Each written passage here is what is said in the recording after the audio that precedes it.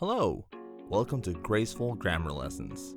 This lesson will cover the words no and no. They are homophones, meaning that they sound alike but have different meanings and spellings.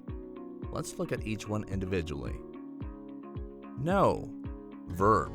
It means to have knowledge or awareness of something, to be familiar with or understand something. For example, I know how to play the piano. Do you know Sarah? She's my best friend. I want to know more about climate change. Know, adverb. It is a word used to express negation, denial, or refusal, the opposite of yes. For example, there is no milk left in the fridge. Can I borrow your book?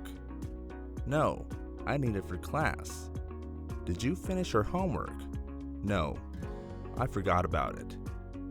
To summarize, know is a verb that relates to knowledge or awareness. Know is an adverb used to indicate negation or refusal. Don't forget to subscribe, share, comment, and hit that notification bell so you don't miss a lesson.